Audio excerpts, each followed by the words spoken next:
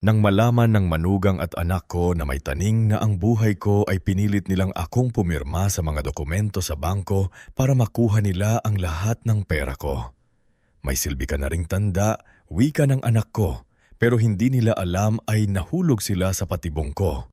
At laking gulat nila sa inanunsyon ng abogado dahil bago tayo mag-umpisa sa ating istorya, i-comment mo naman kung taga saan ka at anong oras ka nanonood ngayon. Malay mo baka sa mismong oras na ito habang tahimik kang nakikinig, may isang alaala kang biglang bumalik. Alaala ng isang ina, lola o matandang kamag-anak na buong buhay nagtiis para sa pamilya. Pero sa huli ay siya pa ang nasaktan ng mga taong pinakamahal niya. Sa bayan ng San Esteban may isang lumang bahay na nakatayo sa gilid ng kalsadang napapalibutan ng matatandang akasya. Hindi ito mansyon na kumikinang sa ginto. Hindi rin ito bahay na may mataas na bakod at armadong gwardya. Simple lamang ito kung titignan sa labas. May makalumang bintana, malawak na bakuran at harding puno ng gumamela sampagita at rosas na si Senyora Belmira Acosta mismo ang nag-aalaga tuwing umaga. 72 taong gulang na si Belmira. Maputi na ang halos lahat ng hibla ng buhok niya.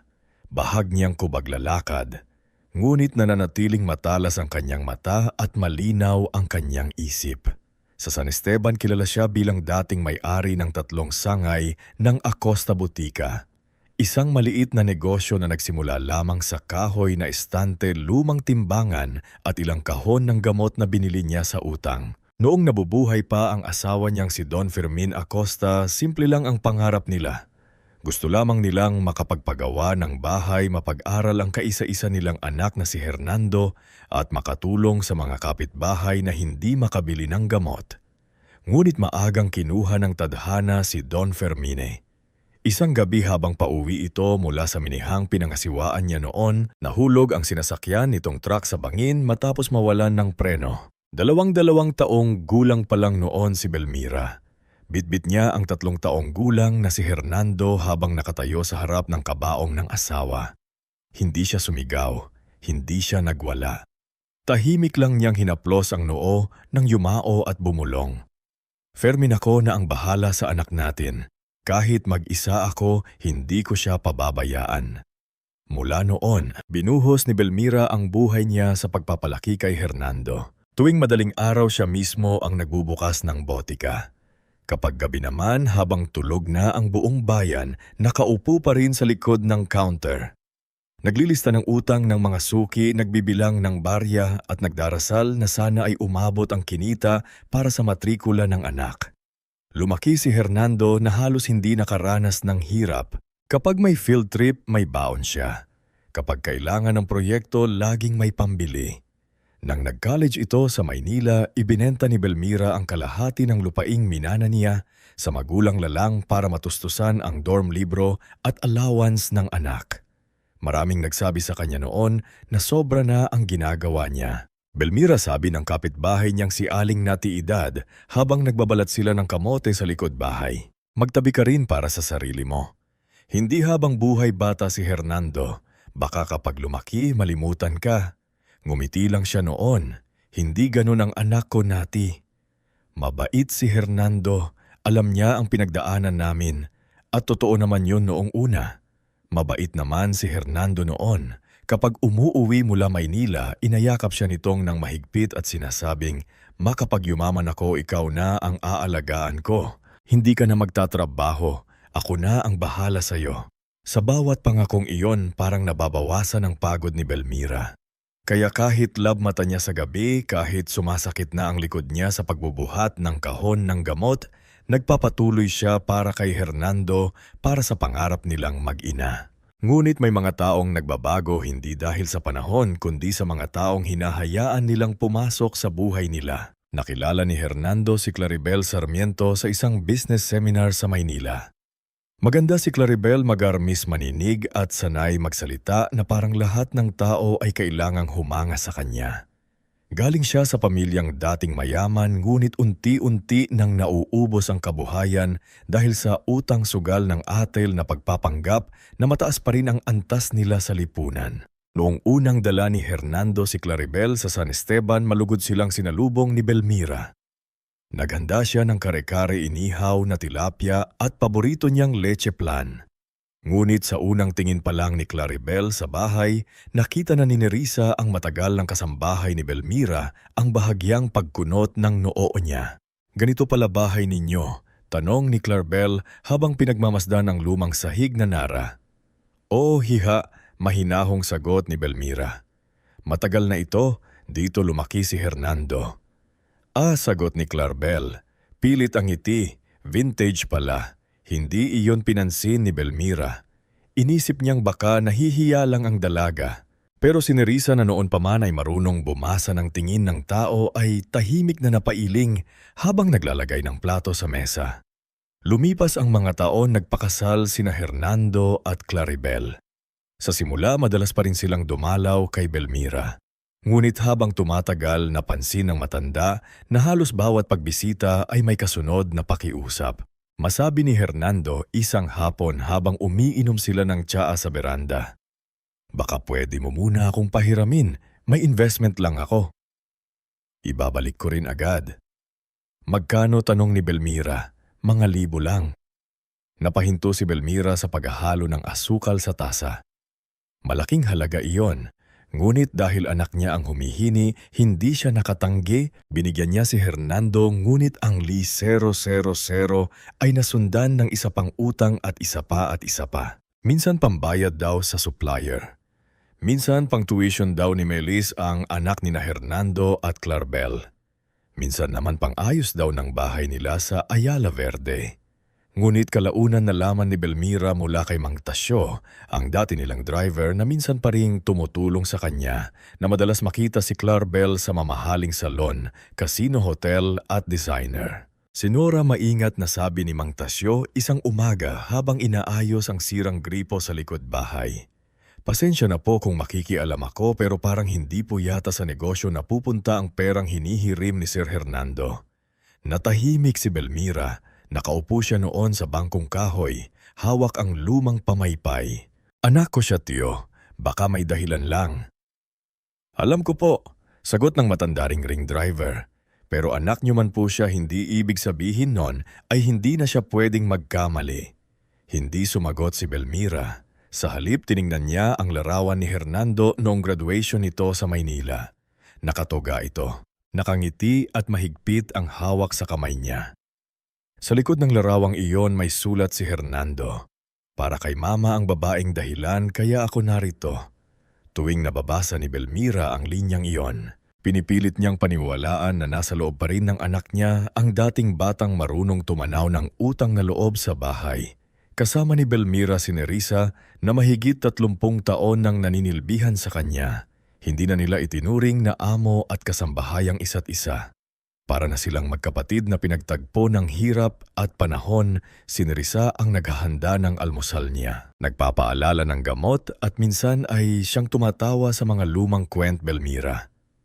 "Mambi," sabi ni Nerissa isang umaga habang nagsasandok ng lugaw, "kumain po kayo ng marami." "Ang payat niyo na. Ano ka ba ni Nerissa, biro lang ito. Mas mabuti na itong payat. Baka sabihin ni Claribel matakaw pa ako sa mana ko." Napatawa si Nisa pero may lungkot sa mata niya. Alam niyang biro lang iyon, ngunit alam din niyang may kirot na nakatago sa bawat salita ng matanda. May isa pang madalas na dumadalaw sa bahay ni Belmira. Si Lirio, isang lingatawang taong gulang na batang lalaki mula sa kabilang eskinita. Ulila na ito sa ama at ang ina naman ay naglalabada. Tuwing hapon, tumutulong siyang magdilig ng halaman ni Belmira, palit ng baon at minsan ay libreng gamot para sa hikal ang kanyang ina. "Lola Bell," sabi ni Lirio minsang nakita niyang nakaupo mag-isa ang matanda sa hardin. "Bakit po lagi kayong nakatingin doon sa gate?" Ngumiti si Belmira. "Wala anak, baka sakaling may dumating lang." Si Sir Hernando po, hindi agad sumagot si Belmira. Tiningnan niya ang gate na matagal nang hindi binubuksan ng anak niya nang hindi hinihing pera. O baka sakali. Ngunit ang hinihintay niyang anak ay hindi dumating para mangumusta. Dumating ito isang gabi kasama si Clarang pagkakataon hindi na sila nagdala ng prutas, bulaklak o kahit peking ng ngiti man lang. Makailangan nating pag-usapan ang properties. Bunganad si Hernando habang pabagsak na umupo sa sala. Napating si Belmira sa kanya. Properties. Bakit biglaan sumingit si Clarabel? Hindi naman sa minamadali namin kayo, Mami Bell, pero practical lang. Tumatanda na po kayo. Kailangan may malinaw na plano. Mahirap na yun ang bigla na lang may mangyari. Napahigpit ang hawak ni Nerissa ng tray ng kape. Hindi niya nagustuhan ng tono ni Clarabel. Kaya nga may abogado ako. Makalma dong, sabi ni Belmira. Si Attorney Sabino ang bahala sa mga dokumento. Kumunot ang noon ni Clarabel.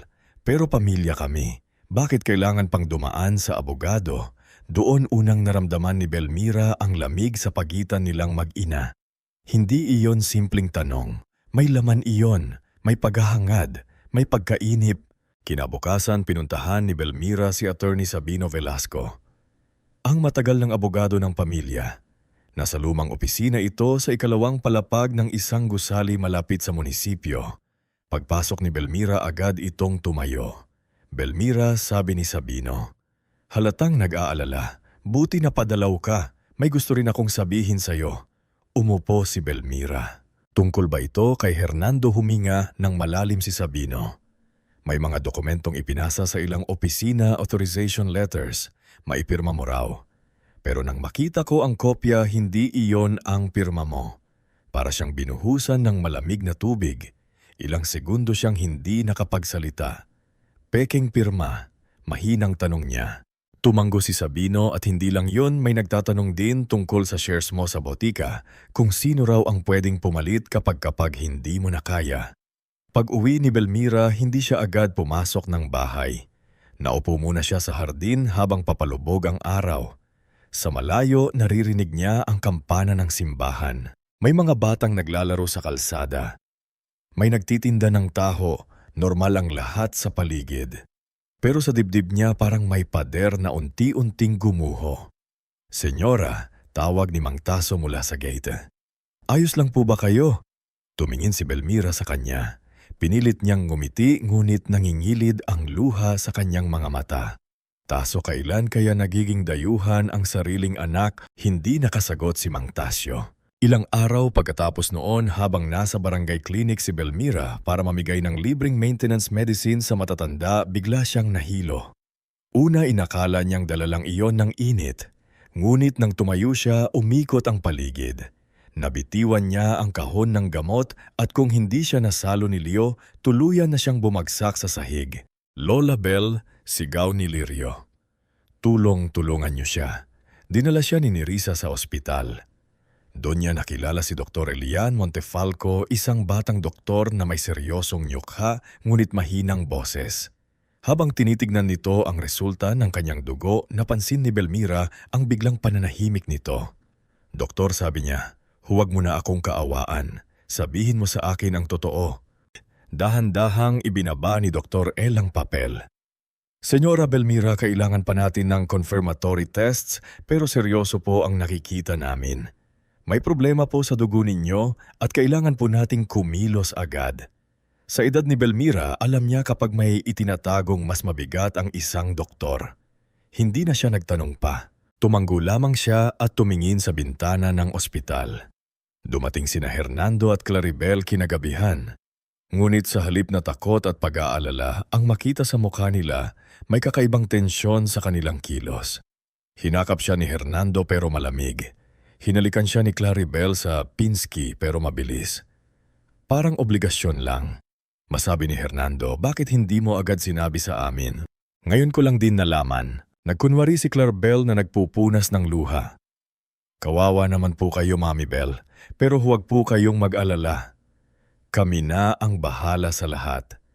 Kami na ang bahala. Sa ibang tao nakakaaliw pakinggan iyon pero kay Belmira parang babala. Ganung gabi habang nagpapahinga siya sa hospital bed, bahagyang nakabukas ang pinto ng kanyang kwarto.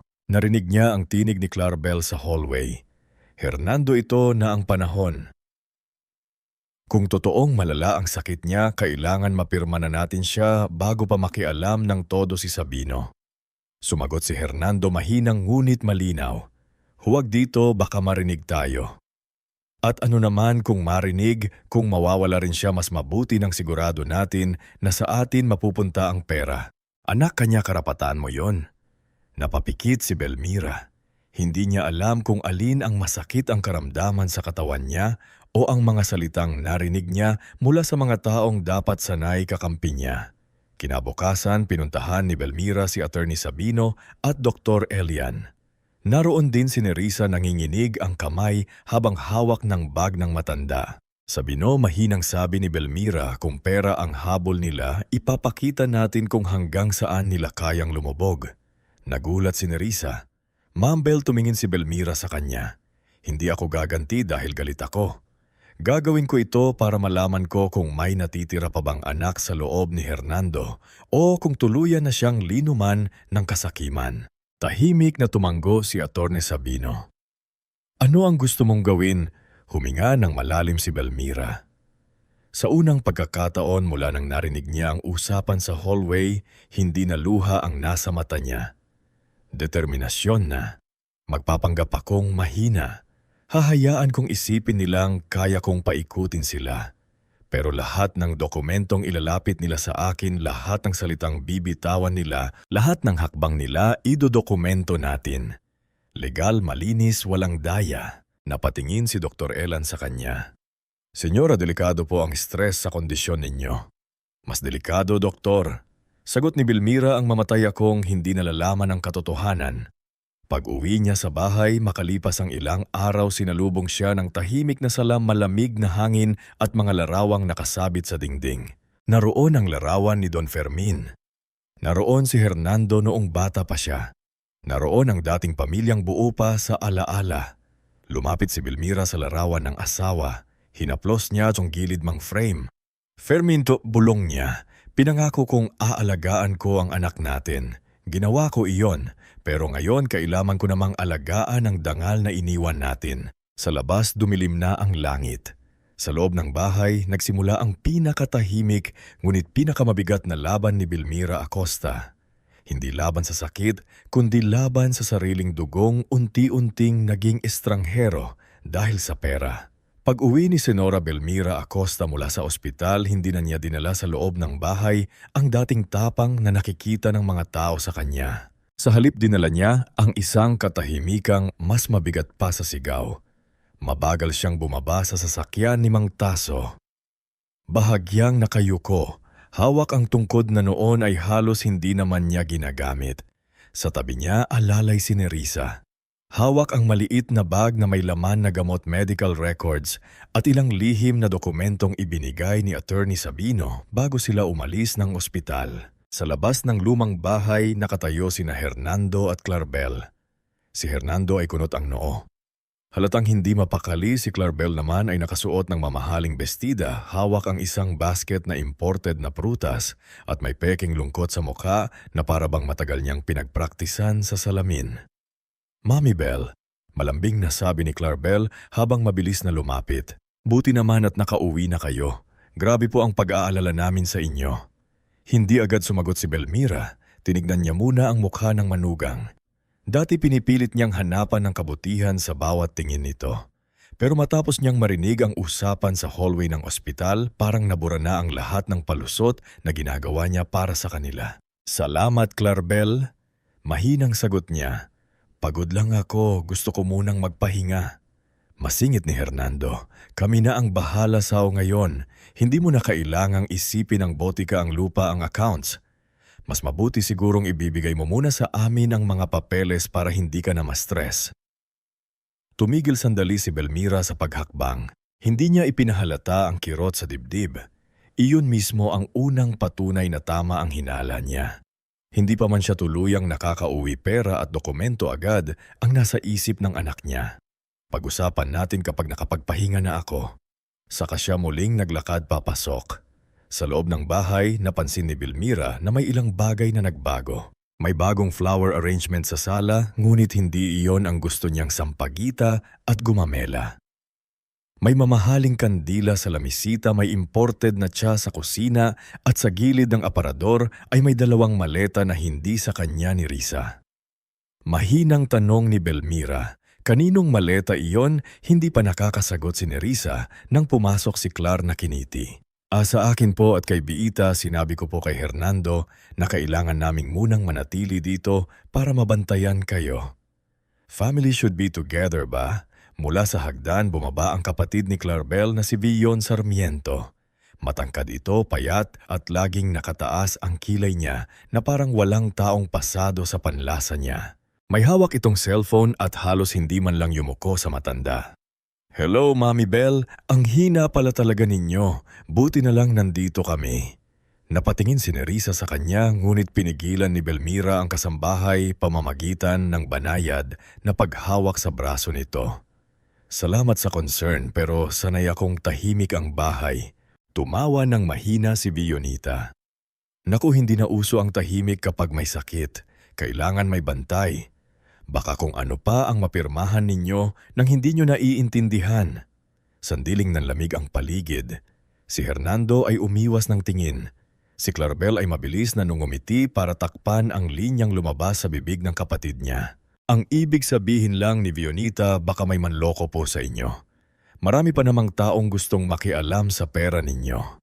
Gaya ni Atty. Sabino, mahinang tanong ni Belmira. "Natigil ang Caribel. Hindi ko po sinabing siya pero yun ang nasa isip mo." Walang nakasagot. Darandahang umakyat si Belmira sa kanyang silid. Alalay si Nerissa. Sa bawat hakbang niya pinipilit niyang palabasing hirap na hirap siya. Ngunit sa loob ng kanyang isipan ay malinaw ang lahat. Nagsimula na ang laro at kailangan niyang maging mas maingat kaysa sa kanila. Pagdating sa kwarto, isinara ni Risa ang pinto. Agad itong napahawak sa dibdib. "Ma'am Bel, hindi ko po gusto ang presensya nila rito. Parang sila na ang may-ari ng bahay." Umupo si Belmira sa gilid ng kama. "Iyon ang gusto kong isipin nila ni Risa. Pero paano kung sasaktan nila kayo?" Tumingin si Belmira sa maliit na aparador kung saan nakatago ang lumang rosaryo ni Don Fermin. "Kaya kailangan mong maging apa at tenga ko. Huwag kang papahalata. Kapag may narinig ka, isulat mo. Kapag may nakita ka, tandaan mo. Kung may ipapainom sila sa akin na hindi galing kay Dr. Elian, huwag mong hahayaang mainom ko." Tumanggo si Nerissa. Nangingilid ang luha.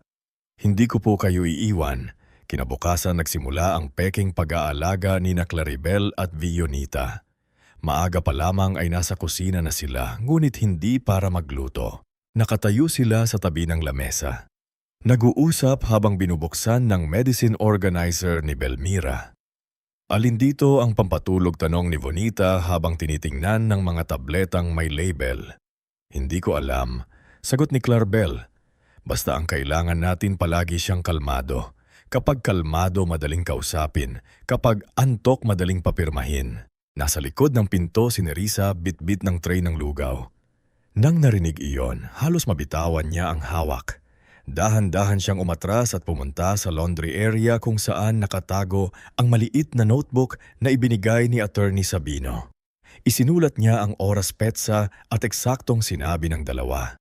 Pagdating niya sa kwarto ni Belmira, pilit siyang naging kalmado. "Ma'am Bel, mahinang," sabi niya habang inilalapag ang trama po kayo. "May binabalak sila sa gamot ninyo." Hindi kumurap si Belelmira. "Ano ang narinig mo?" Ikinuwento ni Risa ang lahat. Tumanggol lang ang matanda, saka kinuha ang maliit na envelope mula sa ilalim ng unan. "Ibigay mo ito kay Leo mamaya. Dadalhin niya kay Atty. Sabino. Huwag sa phone, baka binabantayan nila." Tanghali nang dumating si Leo para magdilig ng halaman. Ngunit bago siya makapasok sa hardin, hinarang ni Vionita. "Oh, bata, saan ka pupunta? Magdidilig po ako ng halaman ni Lola Bel." Sagot ni Leo, hawak ang lumang tabo. "Hindi na kailangan. May gardener kami." "Wala naman po akong nakikitang gardener." Kumunot ang noon ni Bonita. "Ang sagot-sagot mo." "Umalis ka na nga." Sakto namang dumungaw si Belmira mula sa bintana. "Vionita, papasukin mo si Lirio. Siya ang tumutulong sa hardin ko, pero Mami Bel, hardin ko iyon at gusto kong siya ang magdilig." Napahiya si Vionita ngunit wala siyang nagawa. Pumasok si Leo at dumiretso sa likod ng bahay. Doon siya sinalubong ni Nerissa at palihiming iniabot ang envelope. Lirio, bulong ni Nerissa. Dalhin mo ito kay Atty. Sabino. Huwag mong ipapakita kahit kanino. Napatanggo ang bata. Para po kay Lola Bell. Oo, hindi ko po siya pababayaan. Habang ginagawa ito sa sala naman ay abala sina Hernando at Claribel sa pakikipag-usap kay Rodolfo Cabanatan, isang bangkliason na dati nang nakakatransaksyon ni Hernando. Hindi ito empleyado ng pangunahing sangay ng bangko, kundi tagapag-ayos ng special accounts at kilala sa mga taong gustong magpaikot ng dokumento ng mabilis. Nasa bahay na siya pero hindi pa namin makuha ang passbook at phone niya. Laging binabantayan ni Nerissa na pangisi si Rodolfo. Kung may special power of attorney kayo, madali na yan. Kailangan lang pirma niya. Pipirma yon, kailangan lang natin siyang pag-urin paikutin.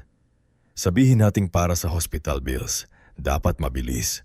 Kapag nakialam ang abogado niya, mahihirapan tayo. Hindi nila alam sa hallway ay may maliit na recorder na inilagay ni Mang Taso noong madaling araw. Nagkunwari itong inaayos ang sirang ilaw sa pasilyo.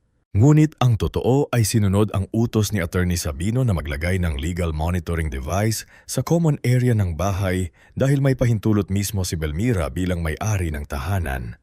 Samantala, sa botika nagsimula na ring gumalaw si Hernando. Dumating siya sa main branch ng Ascota Botica na daladalang dalawang lalaking hindi kilala ng mga empleyado. Sinalubong siya ni Iraida Montalban, ang branch manager na mahigit taon nang nagtatrabaho kay Belmira. Sir Hernando, may kailangan ba kayo? Oo, sagot ni Hernando. Mula ngayon may mga bagong taong tutulong sa inventory at accounting. Ako muna ang magbabantay sa operations habang may sakit si Mama. Maingat nang ngumiti si Ira. Pasensya na po sir, pero may standing instruction si Senyora Belmira. Walang pwedeng baguhin sa management structure nang walang written approval niya at ni Atty. Sabino. Nagtaas ng kilay si Hernando. Anak niya ako. Opo sir, sagot ni Ira.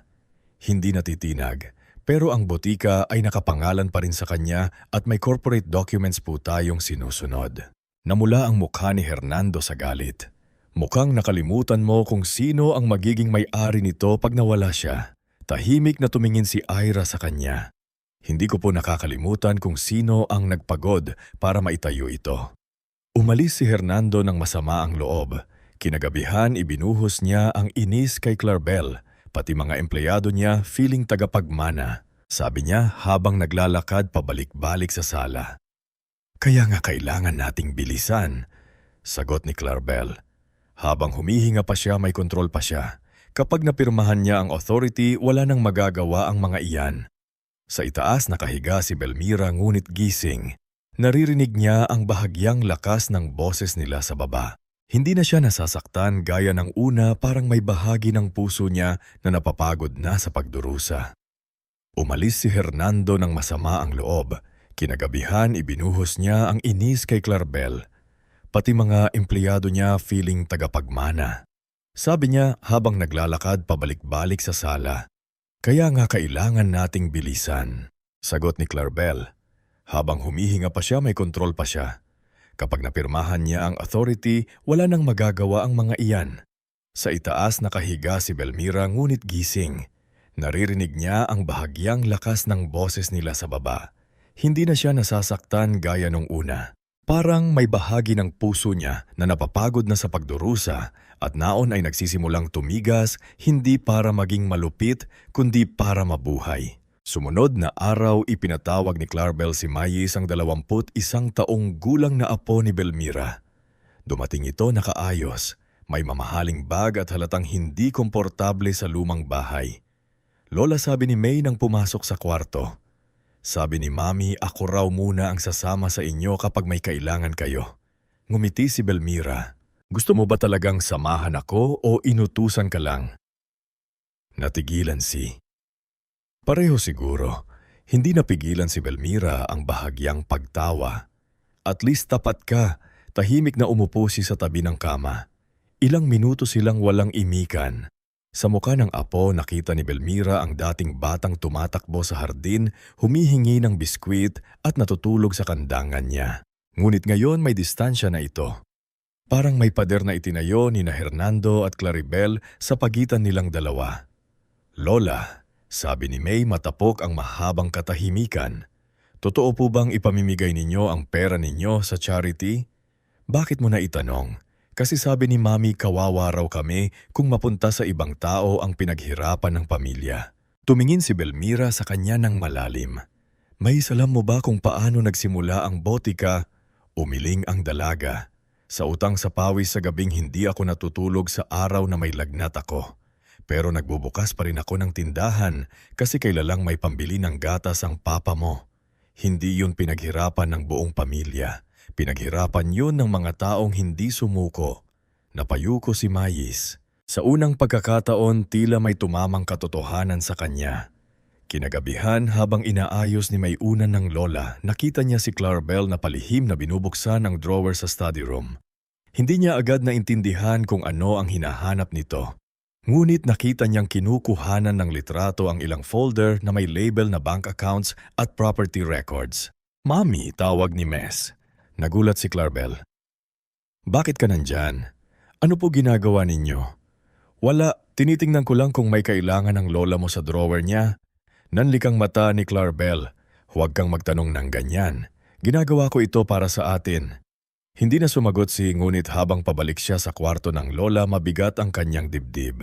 Sa unang pagkakataon, naramdaman niyang baka hindi lahat ng sinasabi ng ina niya ay tama. Makalipas ang 2 araw, dumating si Rodolfo sa bahay, dala ang unang batch ng dokumento. Maingat ang ayos niya. Naka-long sleeves, may dalang leather folder at ngumiting parang matagal ng sanay na manloko ng hindi halata.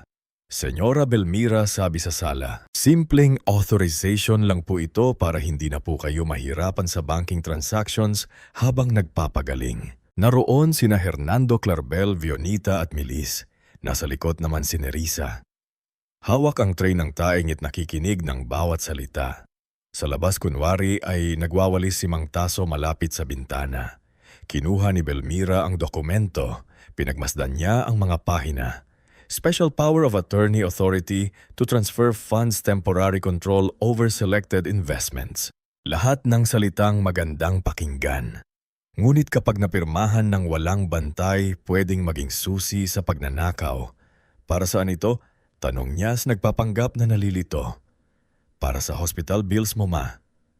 Sagot ni Hernando, para hindi ka napipila, hindi ka napipirma ng pipirma. Sumingit si Claribel, hinawak ang kamay ni Belmira. Mami Bel, pamilya ninyo kami. Kami dapat ang pinagkakatiwalaan ninyo. Tumingin si Belmira sa kamay ni Claribel na nakapatong sa kanya. Malamig yon, walang init ng pagmamahal. Hawak yun ng taong naghihintay lamang ng pirma niya. Kailangan ko bang basahin lahat? Tanong ni Belmira. Napatingin si Rodolfo kay Claribel. Hindi na po kailaman, senyora, standard form lang po iyan. Pero dati mahinang sabi ni Belmira, lagi kong binabasa bago pumirma. Ngumiti si Claribel ngunit may iritasyon na sa boses. Mami Bel, baka mapagod na lang kayo. Pirma na lang po dito at dito. Inabot ni Hernando ang ballpen. Makung mahal mo kami, ipagkakatiwala mo ito sa amin. Sandaling tumingin si Belmira sa anak. Sa isip niya bumalik ang dating Hernando na minsang humawak sa palda niya nung unang araw nito sa eskwela. Ma, huwag kang aalis, sabi nito noon. At hindi nga siya umalis buong buhay niya, nanatili siya para sa anak. Ngayon, ang batang iyon ay lalaki ng may hawak na ballpen. Hinihintay siyang pumirma para makuha ang lahat. Dahan-dahang kinuha ni Belmira ang ballpen. Pinirmahan niya ang mga pahinang inihanda ni Attorney Sabino bilang bahagi ng patibong. Mga dokumentong may markang hindi nakikita sa ordinaryong mata. May maling legal sequence na sadyang inilagay para matukoy kung sino ang magtatangkang gumamit nito ng labag sa proseso at may kondisyon na hindi magiging valid hanggat walang personal confirmation mula sa kanya at sa kanyang abogado. Nakangiti si Claribel habang pinapanood siyang pumirma, halos hindi nito maitago ang tuwa. Oh, di ba sabi ni Vionita, mas madali kapag sumusunod na lang. Napahawak si Nisa sa tray, ngunit pinigilan niya ang sarili. Si Mayalis naman ay tahimik na nakatingin sa lola. Hindi niya maintindihan kung bakit parang may lungkot at tapang sa mukha ng matanda habang pumipirma. Pagkaalis ni na Rodolfo at Hernando para raw iproseso ang papeles agad na pumasok si Nerissa sa kwarto ni Belmira. "Ma'am Bel, napirmahan na po ninyo." "Oo," sagot ni Belmira habang nakaupo sa tabi ng bintana. "At ngayon makikita natin kung gaano kabilis sila magnakaw." Hindi sila nabigo. Kinabukasang umaga tumawag si Attorney Sabino. Nasa kabilang linya rin si Dalia Quinto, isang senior bank officer na matagal nang nakakakilala kay Belmira at isa sa mga taong lihim na inabisuhan ng abogado. "Belmira." Sabi ni Sabino, sinubukan nilang gamitin ang dokumento. Malaking withdrawal at transfer request. Si Rodolfo ang nagdala kasama si Hernando. Napapikit si Belmira kahit inaasahan niya masakit pa rin marinig. "Magkano?" tanong niya. "Halos kalahati ng liquid funds mo." Sagot ni Sabino. At may request din sila na ilipat ang kontrol ng investment account. Sa kabilang linya, nagsalita si Dalia. "Senyora, hindi namin inaprubahan. May alert sa account ninyo at hindi tugma ang dokumento sa required legal confirmation. Nakasave ang CCTV. Nakalag din ang attempt." "Salamat, Dalia."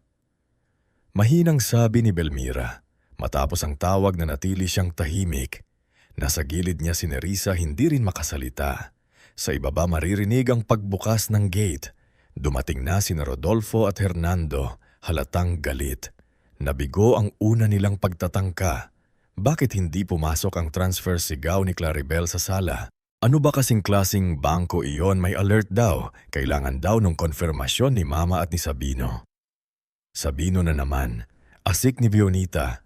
"Hanggat buhay ang matandang iyan at nakadikit ang abogadong iyon, hindi natin mahahawakan ang pera." Sa itaas narinig ni Belmira bawat salita. Hindi na siya umiyak. Sa halip, hinawakan niya ang rosaryo ni Don Fermin at tumingin sa bintana kung saan unti-unting sumisikat ang araw. Hindi pa yan ang bitag. Bulong niya, simula pa lang yan. At sa unang pagkakataon mula nung umawi siya mula ospital, naramdaman ni Belmira na kahit mahina ang kanyang katawan, hindi na siya nag-iisa sa laban. Nililinis ang lalamunan. May mga mata ang nakikita, may mga taingang nakaririnig, may mga ibibinsyang naiipon at ang mga taong akala ay nauuto nila isang matandang. May sakit ay unti-unti nang lumalakad papunta sa hukay na sila mismo ang naghukay. Mula nung nabigo ang unang pagtatangka ni na Rodolfo, Claribel, Bonita at Rodolfo na maglipat ng pera mula sa account ni Senyora Belmira Acosta, nagbago ang hangin sa loob ng lumang bahay. Hindi na ito ang dating bahay na tahimik dahil sa katahimikan ng matatanda at halimuyak ng sampagita sa umaga. Ngayon ang katahimikan ay parang nakasanggit na kutsilyo sa kisami. Anumang oras ay maaaring bumagsak. Sa labas, patuloy pa rin ang buhay sa San Esteban. May naglalako pa rin ng pandesal tuwing alas 5 ng umaga. May mga batang nagbibisikleta sa kalsada at tuwing linggo maririnig pa rin ang kampana ng simbahan. Ngunit sa loob ng bahay ni Belmira, bawat yabag sa sahig, bawat bulungan sa sala, bawat pagbukas ng drawer ay may kasamang pagdududa. Pagkatapos ng nabigong pag-transfer ng pera, lalong naging mainitin ang ulo ni Claribel. Hindi na niya kayang itago ang pagkainip. Minsan, habang nasa dining area sila, binagsak niya ang kutsara sa pinggan ng marinig na ayaw kumain ni Belmira ng inihanda nilang sabaw. Ang hirap alagaan ng taong ayaw makisama. Mahinang bulong ni Claribel ngunit sapat para marinig ni Nerissa. Napatingin si Nerissa sa kanya. "Ma'am Claribel, may bawal po kasi sa pagkain ni Senyora. May listahan si Dr. Elian. Lagi na lang Dr. Elian." Singgal ni Bonita na nasa kabilang upuan habang nagkukuskos ng kuko. Kung makutos ang doktor na iyon, akala mo sila ang pamilya. Mas mabuti ng doktor ang sumunod kaysa sa mga taong hindi alam ang gamot. Sagot ni Nerissa. Hindi na mapigilan ang sarili. Biglang tumayo si Claribel. "Nerissa, tandaan mo kung sino ka lang sa bahay na ito." Bago pa makasagot si Nisa, narinig nila ang mahinang boses ni Belmira mula sa hagdan. Si Nerissa ang taong hindi ako iniwan nang mamatay si Fermine. Siya ang taong nagbantay kay Hernando noong nilalagnat siya bilang bata. Kung may karapatan siyang magsalita sa bahay na ito, mas marami iyon kaysa sa taong ngayon lang pumasok para bantayan ang pera ko. Natigilan ang lahat, mabagal bumaba si Belmira. Hawak ang tungkod ngunit matalim ang tingin. Gaya ng plano nananatili siyang mukhang mahina. Ngunit sa ilang sandali, lumalabas ang dating lakas ng babaeng nagpatayo ng butika mula sa wala. Hindi kumibo si Claribel ngunit sa kanyang mga mata, mas lalong nagliyab ang galit. Kinagabihan sa silid na dating opisina ni Don Fermin, nag-usap sina Hernando, Claribel, Vionita at Rodolfo. Inakala nilang ligtas sila roon dahil sinayasat na ni Vionita ang paligid. Hindi nila alam na hindi na kailangang maglagay ng bagong recorder si Mang Tasio. Sapat na ang mga impormasyong naipon nila at ang mga kopyang hawak ni Attorney Sabino mula sa unang pagtatangka. Nabigo tayo dahil may alert, sabi ni Rodolfo habang nakatitig sa folder. Hindi ibig sabihin noon wala na tayong paraan. Kailangan lang natin siyang dalhin mismo sa bangko kapag nandoon siya. Kapag nakita ng bank officers na siya mismo ang kumirma, mahihirapan silang tumanggi. Pero nandun si Iya, sabi ni Hernando. Kilala siya ni Mama. Napangisi si Clar, kaya nga kailangan nating gawin itong mukhang family decision. Dalhin natin si Mami Belle. Sabihin natin kailangan para sa hospital bills. Kung magtanong ang bangko siya mismo ang haharap, paano si Sabino, tanong ni Bonita. Hindi natin sasabihin, mabilis na sagot ni Claribel. At kung sakaling dumating tapos na dapat ang pirmahan. Tahimik si Hernando, nakaupo siya sa lumang silya ng kanyang ama. Hawak ang baso ng tubig ngunit hindi iniinom. May bahid pa rin ng takot sa kanya. Hindi dahil naaawa siya sa ina kundi dahil baka tuluyang mabunyag ang ginagawa nila. Baka sobra na ito. Mahinang sabi niya, tumalim ang tingin ni Claribel. Sobra, Hernando, sobra na rin ang utang natin, sobra na rin ang paniningil ng mga tao sa atin. Kapag hindi tayo nakapagbayad ng loob ng 2 linggo, mawawala ang bahay natin sa Ayala Verge. Gusto mo bang pagtawanan tayo ng lahat pero nanay ko siya at asawa ko? Ako, Mari, nasagot ni Clarigale. Pamilya mo kami. Hindi ba dapat kami ang inuuna mo? Walang naisagot si Hernando. At sa katahimikang iyon, nanalo na naman si Claribel. Sa sumunod na mga araw, naging mas maingat sila. Mas naging malambing si Clar kay Belmira. Mas madalas mag-abot ng kumot. Mas madalas magtanong kung masakit ba ang ulo nito, kung gusto ba nitong uminom ng juice, kung kailangan ba nitong magpahinga. Ngunit sa bawat lambing, may kapalit na tanong tungkol sa pera. Mami Belle, sabi niya isang hapon habang sinusuklay ang buhok ng matanda. Hindi po ba kayo natatakot na baka maloko kayo ng ibang tao? Ang dami niyo pong properties, ang dami niyo pong accounts. Kung ako po sa inyo, ipapaayos ko na habang malinaw pa ang lahat. Malinaw pa naman ang isip ko, sagot ni Belmira. Hindi ko po ibig sabihin na hindi, mabilis na tugon ni Claribel. Ang ibig ko lang sabihin habang kaya pa po ninyong pumirma. Napatingin si Belmira sa salamin. Sa refleksyon, nakita niya ang mukha ni Claribel sa likod niya. Nakangiti, ngunit ang mga mata ay nagmamadali. Sa kabilang banda, si Mayis naman ay unti-unti nang lumalayo sa sariling ina. Hindi niya pa kayang tuluyang kumontra, ngunit hindi na rin siyang kasing sunod-sunurin gaya noon.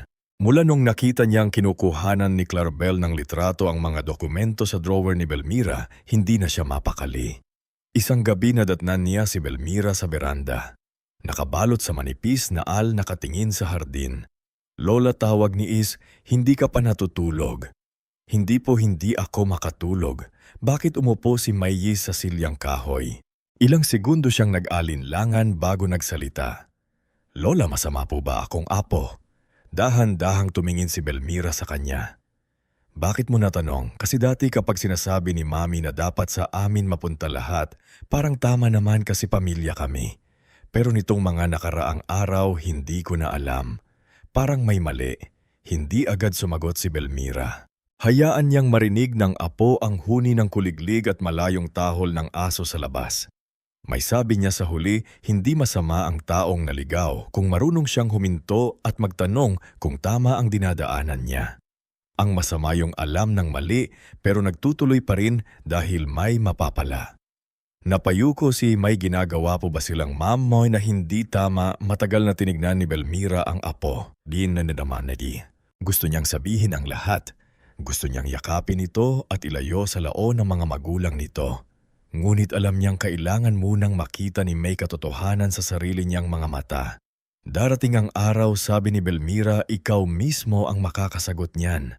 At dumating nga ang araw na iyon. Isang Lunes ng umaga, maaga pa lamang ay gising na ang buong bahay. Maayos ang bihis ni Clarabel. Parang may pupuntahang sosyal na pagtitipon. Imbes na bank appointment si Hernando ay tahimik habang umiinom ng kape. Si Vionita naman ay paulit-ulit na tumitingin sa relo. Ni sa utos ni Clarabel, iamda mo ang damit ni Mama Mibel, yung maayos tignan, pupunta kami sa bangko. Napatingin si Risa kay Belmira na nakaupo sa gilid ng kama. Alam na nila ni Attorney Sabino na darating ang araw na ito. Kagabi pa lamang nakatanggap na si Belmira ng mensahe mula kay Dalia Quinto na may nakaschedule na special transaction sa pangalan niya. Arranged by Rodolfo. Kasama ako, sabi ni Nerissa. Umiling si Clar, hindi na kailangan. Family matter ito. Ako ang may dalang gamot ni Ma'am Bell. Ako na ang magdadala. Sagot ni Vionita, tahimik na nagsalita si Belmira. Kung hindi sasama si Nerissa, hindi ako aalis.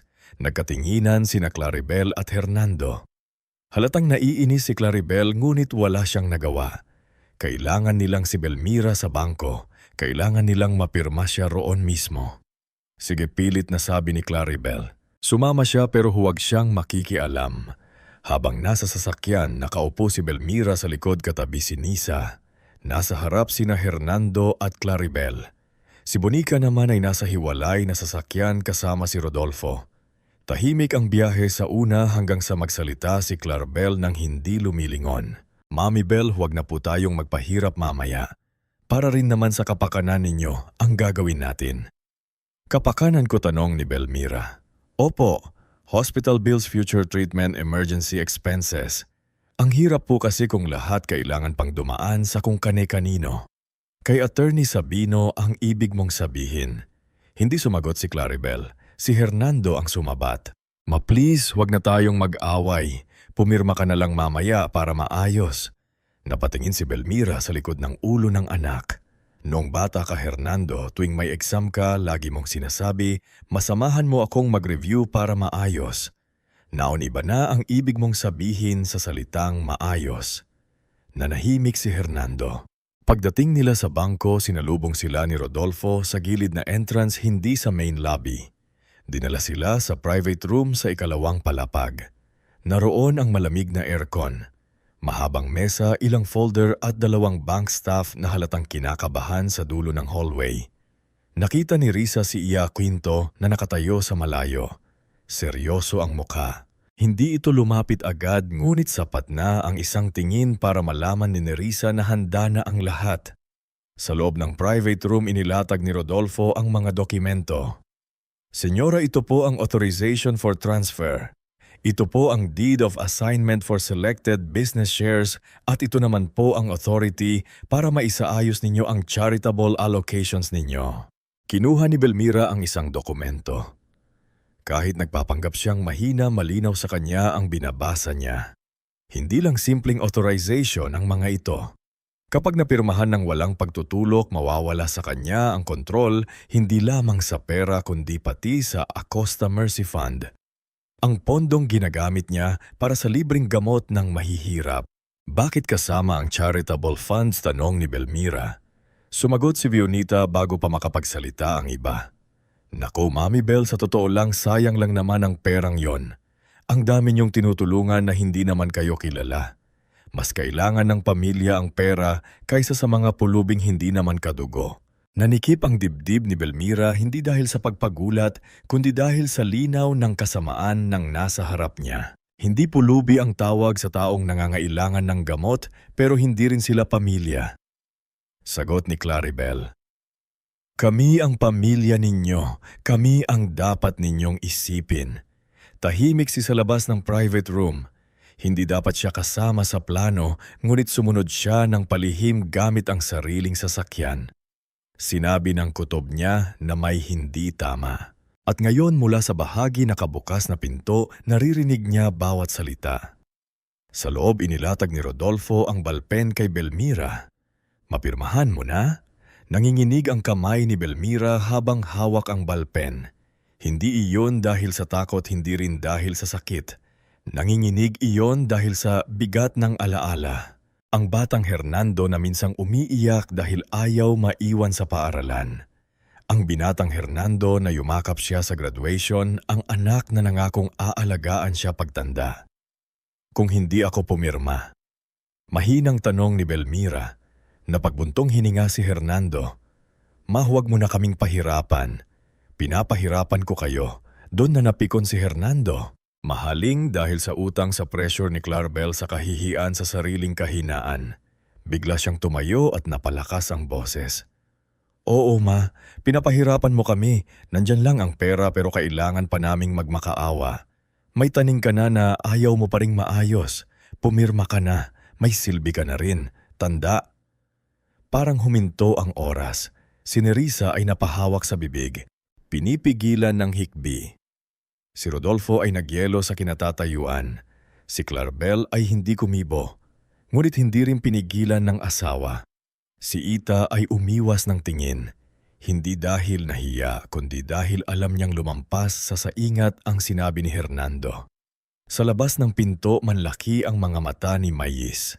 Ang amang kinikilala niyang mahina ngunit mabait ay narinig niyang tawaging tanda ang sarili nitong ina. At hindi lang yun ginawa nitong sukatan ng silbi ng lola niya ang pagpirma sa pera. Dahan-dahang ibinaba ni Belmira ang ballpen. Tiningnan niya si Hernando. Walang sigaw, walang sampal, walang isenang puno ng galit. Mas masakit ang katahimikan niya. "Ganun na pala kababa ang tingin mo sa akin, anak." Sabi niya halos pabulhong. Hindi nakasagot si Hernando. Napalunok siya. Parang doon lang niya narinig sa sarili niyang tenga ang sinabi niya. Ngunit huli na. Kinuha ni Belmira ang dokumento. Isa-isa niyang pinirmahan ng mga pahina. Alam niyang bahagi ng legal na patibong. Sa bawat lagda mas lumilinaw ang ebidensya. May bank CTC sa sulok. May audio recording sa loob. Bahagi ng security protocol ng private transaction room. May mga witness sa labas at may sariling medical certification si Dr. Elian na nagpapatunay na malinaw ang isip ni Belmira ngunit nasa ilalim siya ng emotional pressure. Nangangati si Clarabel nang matapos ang pirmahan. Agad niyang inabot kay Rodolfo ang folder. "Process it," utos niya. Ngayon din tumayo si Rodolfo at lumabas ng kwarto. Ngugit bago pa siya tuluyang makalayo, hinarang siya ni Dalia Quinto sa hallway. "Mr. Kabanatan," kalmadong sabi ni Dalia, "hindi maaaring iproseso ang mga dokumentong iyan hanggat hindi naririto ang legal representative ni Senyora Belmira." Nagpanting ang tenga ni Clarabel nga rinig iyon. Lumabas siya ng private room. "Ano na naman ito? Siya mismo ang pumirma. Nasa loob siya. Ano pang kailangan ninyo? Legal verification?" Sagot ni Dacia. "Lalo na dahil kasama rito ang trust fund, business shares at large-scale transfers. Hindi nyo pwedeng pigilan ng pamilya," banta ni Clarabel. "Hindi po namin pinipigilan ng pamilya, pinoprotektahan namin ang account holder." Bago pa makapagsalita si Hernando, bumukas ang elevator. Lumabas si Attorney Sabino Velasco kasama ang 2 independent legal witnesses at isang notary public. Kasunod nila si Dr. Elian hawak ang medical folder ni Belmira. Namutla si Clarabel. Sabino sabi ni Hernando. Pilit na matapang, "Bakit ka nandito? Dahil tinawag ako ng kliyente ko." Sagot ni Sabino. "At dahil may sapat na dahilan para paniwalaang may nagaganap ditong koeryon." "Koeryon," tumawang napilit si Vionita. "Pamilya kami," tinignan siya ni Sabino. Ang pagiging pamilya ay hindi lisensya para manakot, mandaya o manakaw. Sa sandaling iyon, lumabas si Belmira mula sa private room alalay ni Nerissa. Mahina pa rin siyang tignan ngunit ang mukha niya ay kalmado. Sumunod sa kanya si Naninigang at umiiyak. Lola Bulhong ni Is, narinig ko po lahat. Napatingin si Clarabel sa anak. May umalis ka rito, umiling si Mami. Tama na. Lalong namutla si Hernando. Anak, paano niyo nasabi iyon kay Lola? Paano niyong nagawang tawagin siyang may silbi lang daw dahil pipirma siya? Hindi nakasagot si Hernando. Sa harap ng bank officers, legal witnesses at ilang kamag-anak na tinawag pala ni Clarabel para sanang maging suporta nila kapag pumirma si Belmira, tumayo si Attorney Sabino. Hawak niya ang folder ng matagal na nilang inihanda.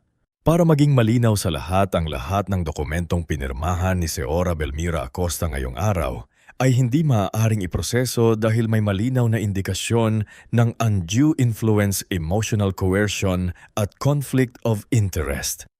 Hindi totoo yan, sigaw ni Clarabel. Nagpatuloy si Sabino, may medical certificate mula kay Dr. Elian Montefalco na nagsasabing malinaw ang isip ni Belmira at kaya niyang magdesisyon. Ibig sabihin, walang sino man ang pwedeng magdeklara na hindi niya alam ang ginagawa niya. Ngunit may mga security record at witness statements na magpapatunay na pinilit siya sa transaksyong ito. Huminga ng malalim si Sabino bago niya sinabi ang pinakamatinding bahagi. At nais ko ring ipaalam sa lahat na 3 buwan na ang nakalilipas bago pa lumala ang kanyang karamdaman na ilipat na ni Señora Belmira Acosta ang malaking bahagi ng kanyang ari-arian sa Acosta Mercy Trust, isang permanent legal foundation para sa libreng gamot, scholarships, kabuhayan ng matatanda at tulong medikal sa mahihirap. Parang sinabuyan ng yelo sina Clarabel at Vionita. Ano, halos mapasigaw si Clarabel. Hindi nyo na yun maaaring galawin, dagdag ni Sabino. Hindi maaaring ibenta, ilipat o gamitin ng pambayad ng utang. At ang anumang personal inheritance na maaaring matanggap ng kahit sinong kamag-anak ay sakop ng moral conduct clause na pakunot ng noon ni Hernando. Anong ibig sabihin nun? Tumingin si Sabino sa kanya.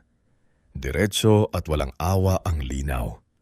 Ibig sabihin kung mapapatunayan may coercion, forgery, financial abuse o pagtatangkang nakawin ng ari-arian ni Señora Belmira, mawawala ang karapatan ninyo sa anumang mana. Nabitiwan ni Rodolfo ang folder na hawak niya. Si Bonita ay napaupo. Si Clarabel ay parang hindi makahinga. Si Hernando naman ay nakatingin lamang sa ina ngayon, ay hindi na bilang anak na humiingi kundi bilang taong nahuling hubad ang kasakiman. Tahimik na lumapit si Belmira kay Hernando. Ilang hakbang lamang ang pagitan nila. Ngunit para sa kanilang dalawa, parang buhay ang pagitan. Hindi pera ang pinakamalaking kinuha mo sa akin ngayon. Kinuha mo ang huling pag-asa kung baka nandoon pa ang anak na pinalaki kong siya ang mag-aalaga sa aking pagtanda. Napayo si Hernando, ngunit hindi pa yun pagsisisi iyon na itakot, takot na wala na siyang makukuha. Tumingin si Belmira kay Attorney Sabino. Gawin mo ang dapat gawin, tumanggo ang abogado.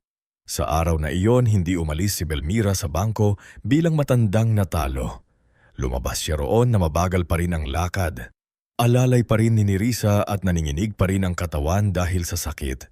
Ngunit sa likod niya naiwan ang mga taong akala nila ay nahulog sa kanilang kamay. Hindi alam na sila pala ang tuluyang nahulog sa patibong na matagal nang inihanda ng babaeng minamaliit nila. Paglabas ni Señora Belmira Acosta mula sa bangko, hindi niya agad naramdaman ang tagumpay. Sa mga mata ng mga nakasaksi, natalo niya sina Hernando, Clarabel, Vionita at Rodolfo. Nabunyag ang plano na pigilan ang paglilipat ng pera na protektahan ang Acosta Mercy Trust. Ngunit sa loob ng kanyang dibdib, may bahagi pa ring parang iniwan sa private room ng bangko. Ang huling natitirang larawan ng anak niyang minsan, nangakong siya ang mag-aalaga sa kanyang pagtanda. Tahimik ang biyahe pauwi. Si Niisa ay nasa tabi niya, hawak ang bag ng gamot. Sa harapan si Mang Tasu ang nagmamaneho. Hindi ito nagsasalita, ngunit mula sa rear view mirror, paminsan-minsan niyang tinitignan ng matandang amo na para na ring kapatid niya. Alam niyang hindi simpleng pagod ang dinadala ni Belmira.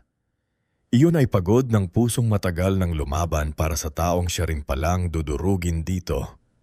Senyora, habang paliko sila sa kalsadang papunta sa lumang bahay, diretso po ba tayo sa bahay?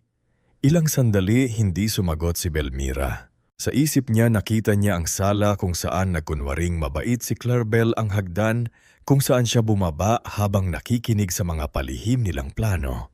Ang kwartong minsan ay naging pahingahan niya, ngunit naging lugar ng takot dahil anumang oras ay may papasok para kunin ang cellphone, gamot o dokumento niya. Hindi, sabi niya sa wakas, hindi dalhin mo ako sa retreat house. Napatingin si Nerissa sa kanya, yung lumang bahay pahingahan po sa may burol. Tumango si Belmira. Doon muna tayo. Ayoko nang bumalik sa bahay na yon hanggat naroroon pa ang lason. Ang tinutukoy niyang retreat house ay dating maliit na pahingahan ni Don Fermin sa gilid ng borol, lapit sa kapelya at sa taniman ng mangga. Matagal na hindi ginagamit ito, ngunit inalagaan pa rin ni Mang Tasyo ang bakuran nito. May 2 silid, malawak na veranda at tanaw rin roon ang buong bayan ng San Esteban. Dati doon dinadala ni Belmira si Hernando noong bata pa ito kapag gusto nilang magpalipad ng saranggola. Ngayon ay iyon ang magiging pansamantalang kanlungan niya mula sa sariling pamilya. Pagdating nila roon, sinalubong sila ng malamig na hangin at amoy ng tuyong dahon. Hindi iyon may kinang ng malaking bahay, ngunit may kapayapaang matagal nang hindi naramdaman ni Belmira. Tinulungan siyang umupo ni Nerissa sa lumang tumba-tumba sa veranda sa malayo, unti-unti nang lumulubog ang araw. "Ma'am Bell," sabi ni Nerissa, "dito po muna kayo. Ako na po ang kukuha ng mga gamit ninyo bukas. Hindi ka pupunta ng mag-isa. Baka pagbaling mo pa lang ay palabasin nilang nagnanakaw. Isasama mo si Mang Tasyo at may authorization letter mula kay Attorney Sabino." Napabuntong hinga si Nerissa. "Hindi ko po akalain na aabot tayo sa ganito." Ako rin, mahinang tugon niya. Pero minsan, Nerissa, mas mabuti nang masaktan ka sa katotohanan kaysa mamatay kang linoloko. Kagabi, dumating si Attorney Sabino at Dr. Ilian sa retreat house. May dala ang abogado na ilang folder, habang si Dr. Ilian naman ay may dalang medical kit at listahan ng bagong treatment schedule ni Belmira. Sa halip na mag-usap sa loob, naupo silang lahat sa veranda. Nandoon rin si Mang Taso, Nerissa at si Lirio, na agad na sumama nang malaman niyang hindi na bumalik sa malaking bahay si Belmira. "Lola Bell," sabi ni Lirio, hawak ang maliit na supot ng pandesal na binili niya sa kanto. "Dito na po ba kayo tikira?" Gumiti ng bahagya si Belmira. "Pansamantala, sumisingasing lang anak, mas maganda po rito." Sabi ng bata. Walang masungit, napatawan ng mahina si Nerissa, ngunit agad ding pinunasan ng mata. Sa simpleng sinabi ni Lirio, mas lalong lumitaw kung gaano kabigat ang mga nagdaang araw sa bahay. Nilatag ni Attorney Sabino ang mga dokumento sa mesa. "Belmira, kailangan nating kumilos agad. Pagkatapos ng nangyari sa bangko, siguradong gagawa sila ng paraan para baliktarin ang kwento. Gagawin nilang mukhang ikaw ang minanipula." Dagdag ni Dr. Elian, "Baka sabihin nilang hindi malinaw ang isip mo." Tumango si Belmira, "Kaya kailangan niyong gamitin ang lahat ng ebidensya." Pero Sabino, ayokong pagmukahing paghihinggil ito. Tungkol ito sa proteksyon. Sagot ng abogado. Proteksyon sa iyo, sa trust, sa botika at sa mga taong inaasahang ang tulong mo. Mula nung araw na iyon na nagsimula ang bagong buhay ni Belmira sa retreat house. Hindi ito madaling pagbangon. May mga umagang halos hindi niya itaas ang kamay dahil sa panghihina. May mga gabing giniginaw siya. Kahit makapal ang kumot, may mga sandaling kapag naririnig niya ang tunog ng sasakyan sa labas, napapitlag siya dahil iniisip niyang dumating na naman sina Hernando at Claribel para pilitin siya. Ngunit may pagkakaiba naman yon, hindi na siya nag-iisa. Si Nerissa ang laging unang gumigising. Nagluluto ito ng lugaw, nag-aayos ng gamot at nagsusulat ng oras ng bawat inumin ni Belmira. Si Mang Taso naman ay naglagay ng bagong kandado sa gate, naglinis ng bakuran at nagbabantay sa paligid. Si Lirio ay pumapasok pagkatapos ng klase para magdilig ng halaman, magdala ng pandesal at magkwento tungkol sa eskwela para mapasaya ang matanda. Minsan habang inaayos ni Leo ang mga paso sa beranda, tinanong siya ni Belmira, "Ano ang pangarap mo, anak? Napakamot ng ulo ang bata. Noon po gusto ko lang makatakos ng high school pero ngayon po parang gusto kong maging nurse. Nurse, opo. Kasi nung nahilo kayo sa klinik, wala po akong magawa kundi sumigaw. Gusto ko po sana sa susunod na may mahulog o magkasakit alam ko kung paano tumulong. Matagal siyang tiningnan ni Belmira. Sa simpleng batang iyon, nakita niya ito ang kabutihang hindi niya nakita sa sariling pamilya. Isang batang walang inaasahang mana pero may malasakit na hindi mabibili. Kaya kung pag-uusapan natin ang pag-aaral mo, nanlaki ang mata ni Lirio. Lola Bill, hindi po ako nanghihingi. Alam ko kaya nga kita tutulungan. Samantala sa San Esteban, kumalat agad ang balita tungkol sa nangyari sa bangko. Ngunit bago pa man makarating ang totoong bizon, nauna na ang kwento ni Claribel at Violeta. Ayon sa kanila, si Belmira raw ay nilalason ng mga empleyado niya sa laban sa sariling anak. Si Attorney Sabino raw ay nagmamanipula ng matanda para kontrolin ang yaman nito. Si Nerissa raw ay kasambahay na gustong maging tagapagmana at si Mang Tasyo raw ay dating driver na nakikialam sa bagay na hindi naman sa kanya. Sa isang pagtitipon ng mga kamag-anak, halos maiyak-iyak si Claribel habang nagkukwento. Alam niyo naman kaming pamilya ang tunay na nagmamalasakit kay Mami Bell. Sabi niya hawak ang panyo sa mata. Pero mula nung makialam nung abogadong iyon, hindi na namin siya makausap ng maayos. Pati anak niya ipinagtabyuhan. Katabi niya si Violeta mabilis ding sumingit. Ang masakit pa ang dami niyang pera na ipapamigay lang sa charity. Paano naman ang sariling dugo niya? May ilang kamag-anak na naniwala, ang ilan ay tahimik lang. Naghihintay kung saan papanig kapag malinaw na kung sino ang mananalo. Ngunit may isa roon si Aling Natividad, ang matagal ng kaibigan ni Belmira na hindi napigilang magsalita. Clark, kung tunay kayong nagmamalasakit, bakit pera agad ang laman ng usap nyo? Bakit hindi muna kalusugan ni Belmira na tahimik ang mesa? Napahiya si Claribel ngunit mabilis ding nakabawi. Hindi niyo po naiintindihan. Hindi.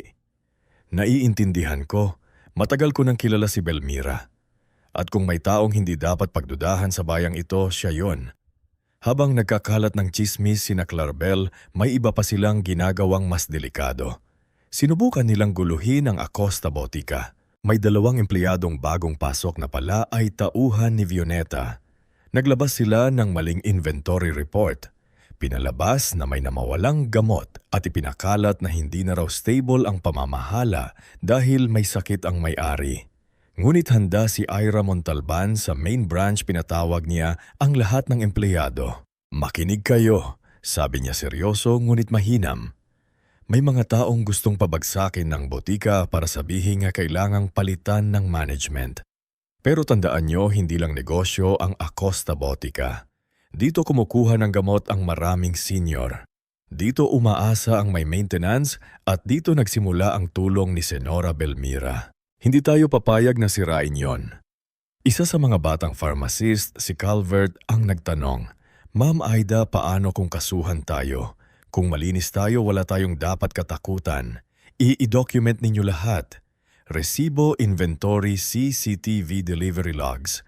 Walang verbal lang, ang sistemang iyon ang naging dahilan para mabisto ang sabotahe. Lumabas na may mga resibong sadyang itinago. May delivery log na pinalitan at may gamot na inilipat ng walang pahuling tulot upang palabasing may pagnanakaw. Lahat ng ito ay idinagdag ni Attorney Sabino sa kaso. Pagkalipas ng ilang linggo, formal naghain ng reklamo si Belmira laban kina Hernando, Claribel, Vionita at Rodolfo. Hindi iyon madali para sa kanya. Noong gabi bago pirmahan ng complaint affidavit, halos 1 oras niyang tinitigan ang papel. Nerissa, sabi niya, inba akong masama kung kakasuhan ko ang sarili kong anak? Napaluha si Nerissa. Hindi po. Mas masama po kung hahayaan ninyo siyang manakit pa ng ibang tao. Minsan po ang pagmamahal hindi laging pagligtas sa parusa. Minsan hinahayaan mong harapin nila ang ginawa nila para matuto. Pumirma si Belmira. Mabagal, nanginginig ngunit buo ang loob. Dumating ang unang hearing makalipas ng 1 buwan. Sa araw na iyon, hindi naka-wheelchair si Belmira. Pinili niyang lumakad gamit ang tungkod. Nakabihisan ng simpleng kulay abo. Nakapunod ang puting buhok at sa dibdib ay nakasabit ang lumang brooch na regalo ni Don Fermin noong unang anibersaryo nila. Sa loob ng korte naroon sina Hernando at Claribel.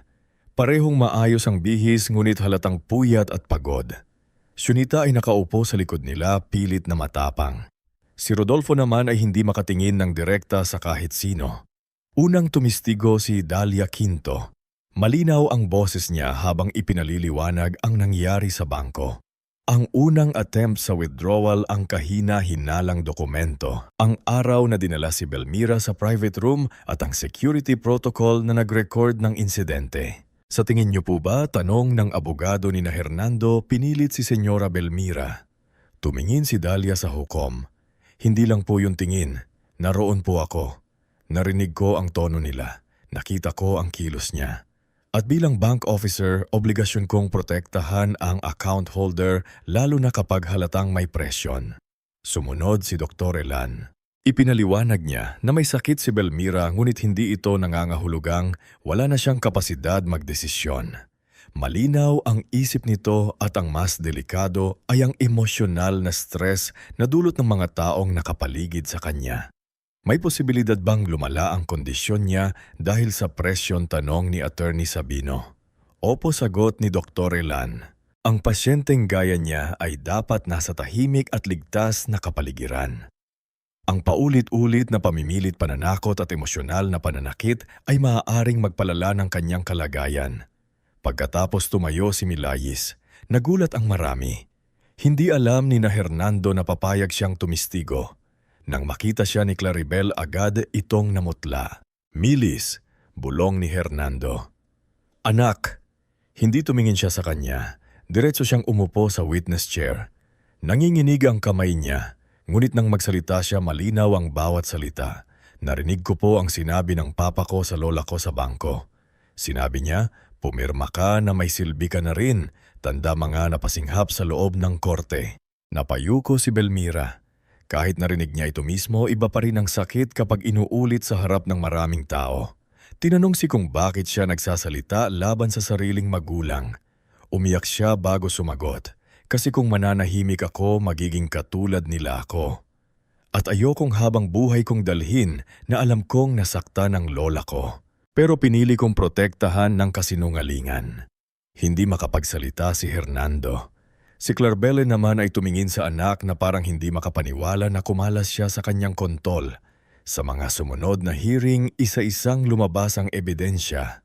Ang audio ng usapan tungkol sa pampatulog, ang litrato ni Claribel sa drawer ni Belmira, ang peking pirma sa lumang dokumento, ang email ni Rodolfo tungkol sa processing fee at ang mga sabotahe sa botika. Sa dami ng ebidensya, nagsimulang gumuho ang tapang ng mga kontrabida. Si Rodolfo ang unang bumigay. Sa takot na siya ang masalo ng buong kaso, pumayag siyang makipag-cooperate. Ibinigay niya ang buong detalye ng plano kung paano siya kinausap ni Claribel, kung paano nila gustong kunin ang kontrol sa accounts at kung paano nila planong gamitin ang pera pambayad sa utang. Sa mga nabanggit ay kasama si Vionita na siyang naghahanap ng dalawang kamag-anak na handang gumawa ng peking affidavit laban sa Belmira kapalit ng pera. Nang marinig iyon, nagwala si Vionita sa labas ng korte. Sinungaling ka, Rodolfo. Ikaw ang nag-ayos lahat. Ngunit wala nang naniniwala ng buo sa kanya. Lumabas din ang freeze order sa ilang accounts ni na Hernando at Claribel matapos makita ang kahina-hinalang daloy ng pera. Natuklasang baon sila sa utang at ilang beses nang ginamit ni Hernando ang pangalan ni Belmira bilang reference sa mga private lenders. Ang bahay nila sa Ayala Verde ay nakasangla pala. Ang mga sasakyan ay hulugan. Ang mga alahas ni Claribel ay karamihan loone collateral. Sa isang iglap na bura ang imaheng matagal nilang ipinagyayabang sa lipunan.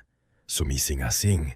Pagkatapos ng isang mahaba at nakakapagod na hearing, nagkita sina Belmira at Hernando sa hallway ng korte. Wala si Claribel sa tabi niya, wala si Vionita, wala ang mga taong nagtulak sa kanya.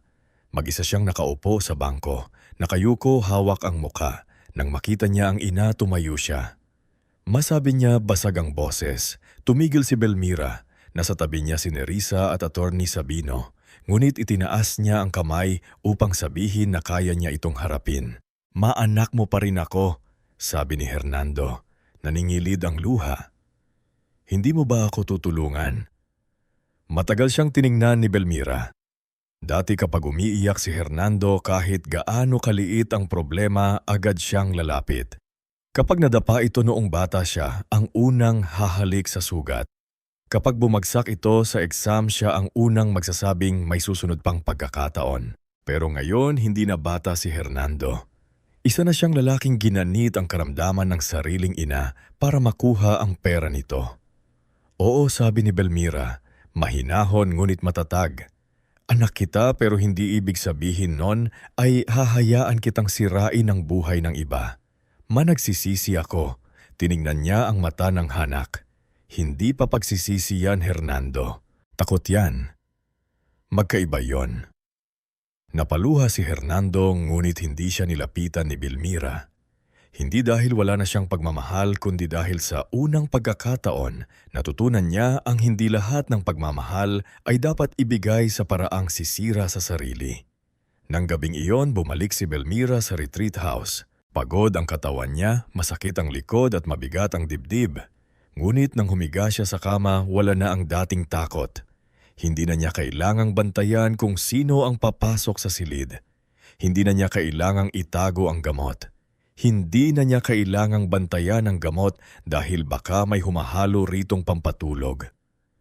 Sa halip, nagigising siya sa amoy ng salabat na niluluto ni Nerissa, sa ingay ng walis ni Mang Tasyo, sa bakuran at sa boses ni Leo na kumakanta habang nagdidilig ng halaman bago pumasok sa eskwela. Hindi tuluyang nawala ang sakit ni Belmira. May mga araw na kahit hindi niya igalaw ang tuhod, may mga gabing hinihingal siya kahit nakahiga lamang. May mga umagang kailangan siyang alalayan ni Nerissa hanggang banyo dahil nangihina ang katawan niya mula sa gamutan.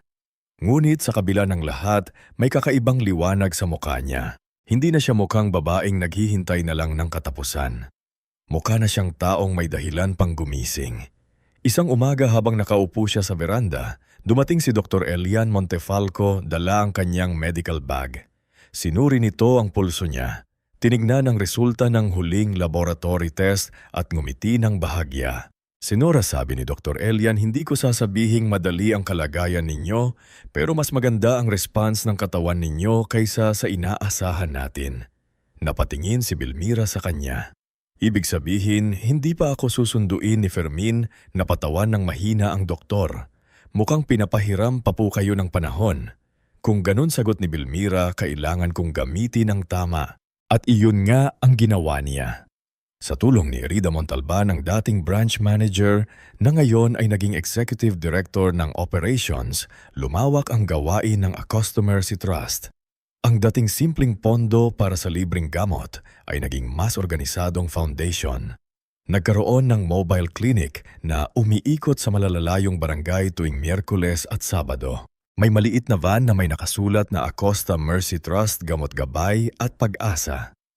Sa loob nito ay may mga basic medicine, blood pressure monitor, glucose testing kit at maliit na mesa kung saan maaaring kumonsulta ang matatandang walang pamasahe papunta sa bayan. Tuwing nakikita ni Belmira ang van na umaalis mula sa retreat house, hindi niya maiwasang mapangiti. Kung nakita lang ito ni Fermin, minsan diyang sabi kay Nerissa, "Baka sabihin niya, Belmira, masyado ka na namang maraming iniisip," pero matutuwa po siya. Sagot ni Nerissa habang inaayos ang kumot sa kanyang tuhod. "Oo," bulong ni Belmira, matutuwa siya.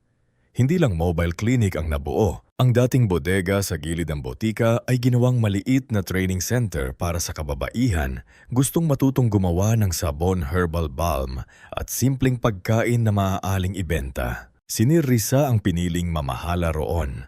Nung una, tumanggi siya, "Ma'am Bel, kasambahay lang po ako.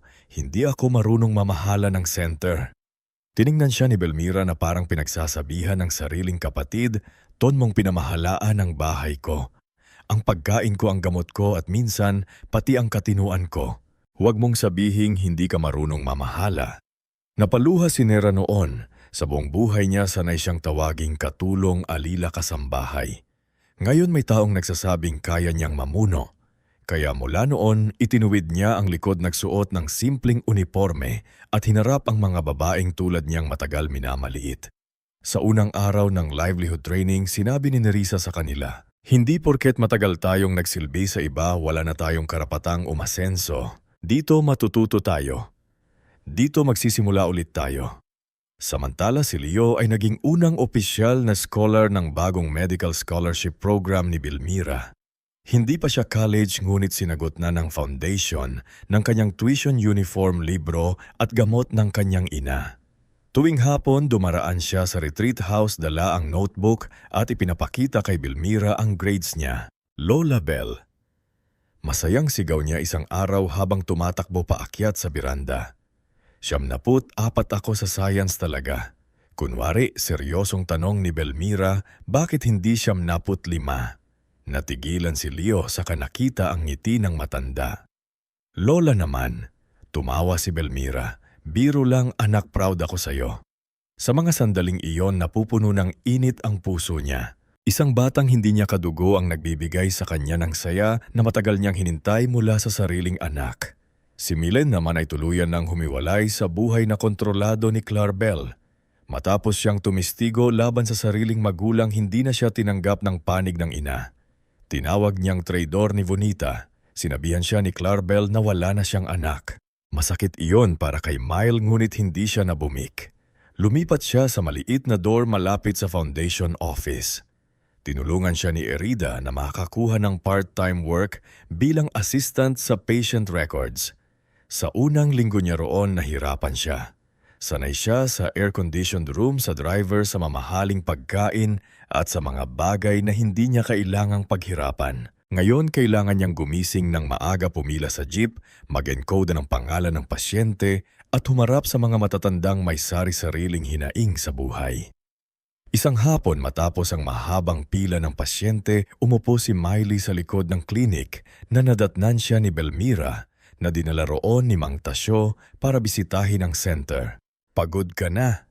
tanong ni Belmira. Pinutas niya ang lubha. "Hindi ko po alam kung kaya ko ito, Lola. Dati ang dali kong magsabi na charity lang yan eh. Pero ngayon kapag kahirap ko na sila, parang ang bigat-bigat. Ang daming nangangailangan." Umupo si Belmira sa tabi niya, kaya mahalaga ang perang gusto nilang kunin. Hindi iyon numero lang sa bangko. Bawat piso noon may muka. May matandang makakabili ng gamot. May batang makakapag-aral. May nanay na magkakaroon ng kabuhayan. Napayuko si Miley. "Ang sama-sama ko po dati. Hindi ka masama habang natututo kang bumawi. Pero huwag mong gawing palamuti ang pagsisisi. Gawin mong trabaho." Mula noon, mas nagsikap nag-enroll siya sa social work. Sa umaga, nag-aaral siya. Sa hapon, tumutulong siya sa foundation. Sa gabi, sinusulatan niya ng report si Belmira tungkol sa mga pasyenteng nangangailangan ng follow-up. Unti-unti ang dating apo na pinalaki sa luho ay naging babaeng marunong yumuko, makinig at maglingkod. Ngunit kahit lumalawak ang kabutihan sa paligid ni Belmira, hindi pa rin tapos ang sugat ng pamilya. Dumating ang liham ni Hernando isang maulang hapon. Galing ito sa kulungan habang hinihintay ang final desisyon sa kaso. Si Mang Takio ang kumuha mula sa gate. Ibinigay kay Nerissa at si Nerissa naman ang nag-abot kay Belmira. "Galing po kay Sir Hernando." Mahina niyang sabi. Matagal na tiningnan ni Belmira ang sobre. Hindi niya agad binuksan. Parang biglang bumalik ang lahat. Ang batang Hernando, ang graduation, ang mga pangako, ang araw sa bangko, ang salitang may silbi ka na rin tanda. Kinagabihan niya lamang ito binasa. Sa unang bahagi ng liham, ramdam pa rin ang dating Hernando. Takot, nagmamakaawa, humihingi ng tulong. Sinabi nitong nahihirapan siya na pinagtitignan siya ng ibang detainees na hindi niya alam kung paano mabubuhay kung tuluyan siyang makukulong. Ngunit sa huling pahina, nagbago ang tono.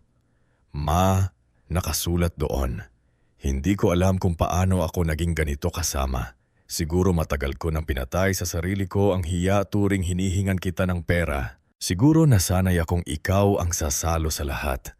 Nung sinabi ko ang salitang iyon sa bangko, doon ko lang nakita sa mukha mo na hindi na ako ang anak na pinalaki mo. Hindi ko alam kung mapapatawad mo pa ako. Pero ngayon ko lang naramdaman na mas mahirap pala mawalan ng ina habang buhay pa siya. Napapikit si Belmira. Tumulo ang luha sa pisngi niya. Hindi dahil bigla na lang nawala ang sakit, kundi dahil ang ina sa loob niya ay buhay pa rin. Kahit gaano siya nasaktan, may bahagi pa rin ng puso niyang naghahanap sa anak. Kinabukasan, dinalaw niya si Hernando. Kasama niya si Attorney Sabino at ngunit hiniling niyang siya muna ang makausap ng anak. Nang makita siya ni Hernando sa maliit na visiting room, agad itong tumayo. Payat na siya, malalim ang mata at wala na ang dating yabang. Sa pagitan nila ay mesang bakal at 2 upuan. Masabi niya nanginginig ang boses. Umupo si Belmira. Nabasa ko ang liham mo. Patawarin mo ako. Mabilis niyang sabi. Hindi ko alam ang pumasok sa isip ko. Si Taribel, ang utang, ang takot. Itinaas ni Belmira ang kamay. Huwag mong ibigay sa iba ang kasalanan mo, Hernando. Maraming nagtulak sa'o pero ikaw ang lumakad. Natigilan siya. Dahan-dahan siyang napao. Kung gusto mong magsisi, magsimula ka sa katotohanan, hindi sa dahilan.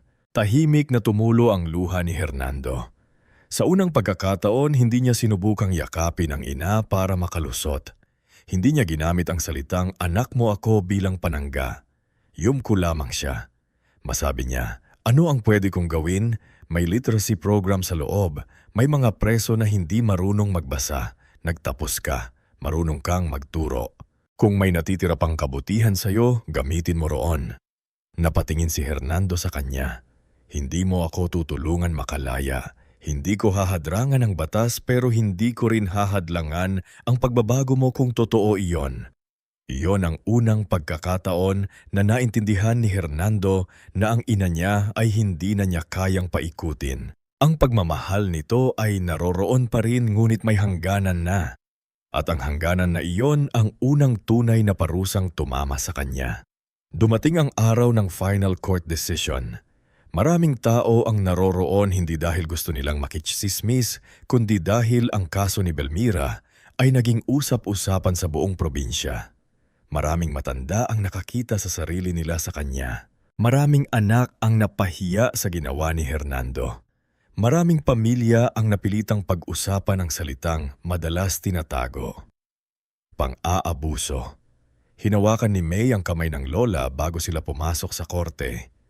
Lola, sabi niya, kahit ano pong mangyari ngayon, nandito ako. Tumingin si Belmira sa apo. Alam ko, anak, sa loob binasa ang hatol. Si Rodolfo ay napatunayang sangkot sa attempted fraudulent transaction at falsification-related coordination. Ngunit dahil sa kanyang cooperation, mas magaang parusa ang natanggap kapalit ng buong testimonya. Si Vionita ay nahatulan sa pakikipagsabwatan sa peking affidavit at harassment campaign laban kay Belmira. Si Clarabel bilang pangunahing nagplano at nagtulak sa dokumento at pananakot ay nakatanggap ng mas mabigat na parusa. Si Hernando naman ay nahatulan din ngunit kinilalan ng korte ang kanyang pag-aamin at pakikilahok sa rehabilitation at literacy program sa loob. Hindi iyon nagpalaya sa kanya, ngunit nagbigay iyon ng malinaw na kondisyon para sa mas maayos na pagbabagong buhay habang pinagbabayaran ang kanyang ginawa. Bago matapos ang pagdinig, pinayagan si Hernando na magsalita. Tumayo siya nakaputing polo, mas payat kaysa dati ngunit mas kalmado. Hindi ako biktima rito, sabi niya sa harap ng korte. Matagal kong ginamit ang pagiging anak para takasan ang responsibilidad. Kinuha ko ang kabutihan ng nanay ko bilang kahinaan. At nang hindi ko na makuha ang gusto ko, sinaktan ko siya sa pinakamasakit na paraan. Wala akong hinihing awa ngayon. Gusto ko lang sabihin sa kanya na kung dumating man ang araw na matawag niya ulit akong anak ng walang sakit, paghihirapan ko iyon. Hindi umiyak ng malakas si Belmira. Tahimik lamang siyang napapikit. Hindi pa buo ang sugat. Hindi pa rin ganoong kadali ang lahat. Ngunit sa loob niya may maliit na puwang nabuksan hindi para bumalik sa dati, kundi para magkaroon ng posibilidad na balang araw. Sa tamang panahon may kapatawarang hindi na mapang-aabuso. Isang taon matapos ang araw sa bangko, nagdaos ang Acosta Mercy Trust ng malaking pagtitipon. Hindi iyon marangyang party. Ginawa ito sa malawak na lupa sa tabi ng retreat house kung saan itinayo ang bagong gusali, ang Belmira Acosta Home for Abandoned Elders. Simple ang gusali, ngulit maaliwalas. May malalaking bintana, hardin sa gitna, maliit na clinic chapel room at mga kwartong malinis para sa matatandang walang pamilya o itinakwil ng sariling anak. Naroon ng mga scholar empleyado ng botika, pasyenteng natulungan mga barangay health worker at mga babaeng kabilang sa livelihood center. Naroon din si Aling Natividad, si Dalia Quinto, si Dr. Elan, si Atty. Sabino, si Ira, si Nera, si Mango, si Leo Atis. Naupo si Belmira sa harap, nakasuot ng simpleng tuting bestida at SH. Payat pa rin siya, mahina pa rin ang katawan, ngunit ang mga mata niya ay maliwanag. Nang tumayo si Atty. Sabino para magbigay ng tumahik ang lahat. Sa ngalan ni Senyora Belmira Acosta, simulan niya ipinapahayag namin na ang pangunahing ari-arian negosyo at pondo na nakapaloob sa Acosta Mercy Trust ay mananatiling permanenteng trust. Hindi ito maaaring ibenta ipamana para sa personal na luho o gamitin bilang pambayad sa utang ng sino man. Nagpalakpakan ng mga tao.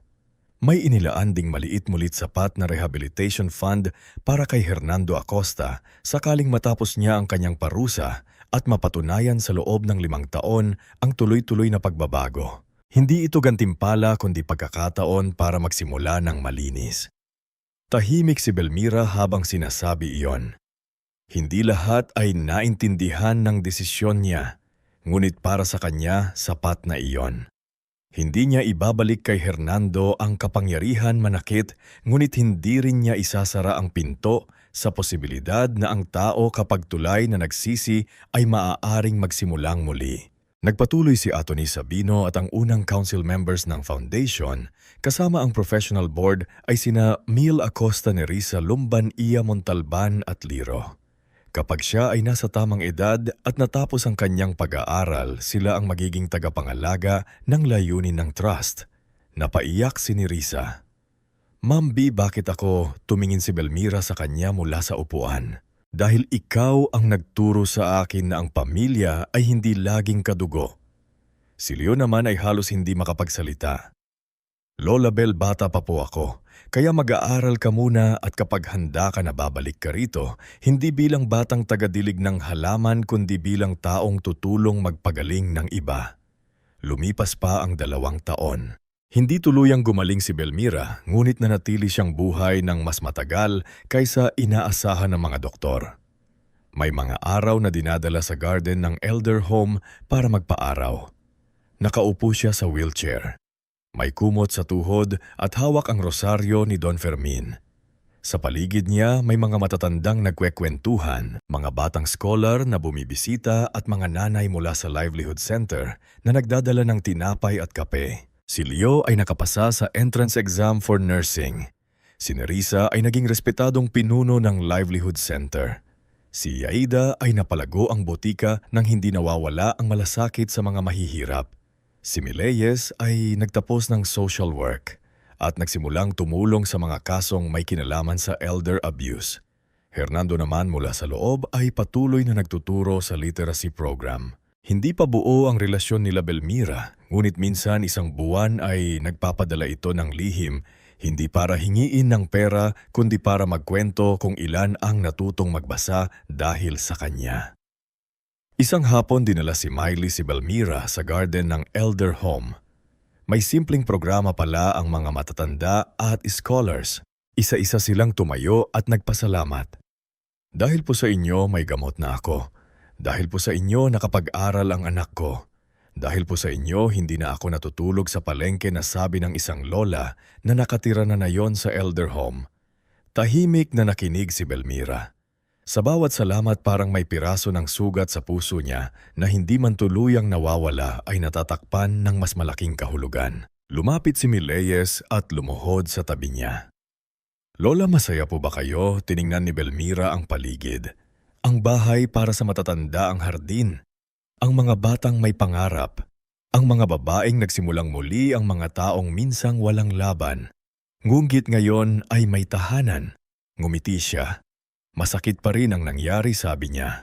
Pero oo anak, masaya ako kasi ang kayamanang akala nila ay para lang sa kanila naging buhay ng napakaraming tao. Hinawakan niya ang rosaryo ni Don Fermin at tumingin sa langit na unti-unting kinukulayan ng dapit hapon. Sa huli, hindi napunta sa sakim ang perang pinaghirapan niya. Hindi rin siya namatay na inaabusong ina na walang laban. Ang babaeng tinawag nilang may silbi na rin ay naging ilaw ng mga taong matagal nang nasa dilim. At habang unti-unting lumalamig ang hangin sa hardin, malinaw sa lahat na ang tunay na pamana ni Belmira Acosta ay hindi lupa, hindi pera at hindi pangalan. Kundi ang katotohanang kahit sa pinakamasakit na pagtataksil, maaari pa ring bumangon ang isang puson marunong magmahal ng may dignidad.